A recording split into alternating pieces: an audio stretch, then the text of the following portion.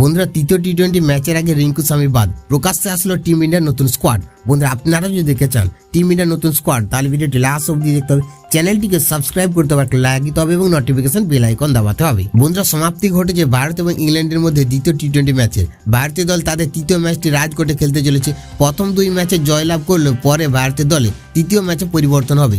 দ্বিতীয় ম্যাচের পরেই ভারতীয় দলে দেখা যাচ্ছে বড় পরিবর্তন। বন্ধুরা ভক্তদের অনুমান চোটের কারণে হয়তো সামিকে দলে ফেরানো হচ্ছে না, তবে সামিকে স্কোয়াডে রেখে দল ঘোষণা করলো বিসিসিআই।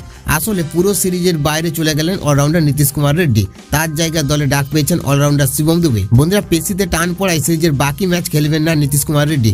21 বছর বয়সী রেড্ডিকে 4 সপ্তাহ বিশ্রাম থাকার কথা জানিয়েছেন বিসিসিআই এর মেডিকেল টিম। পাশাপাশি চোটের কারণে ছিটকে গেলেন ফিনিশার রিঙ্কু সিং। প্রথম টি-20 ম্যাচে ফিল্ডিং করতে গিয়ে চোট পেয়েছিলেন রিঙ্কু, যে কারণে তিনি দ্বিতীয় এবং তৃতীয় টি-20 থেকে ছিটকে গিয়েছিলেন। রিঙ্কুর বদলে স্কোয়াডে জায়গা বানিয়ে নিয়েছেন রমনদীপ সিং।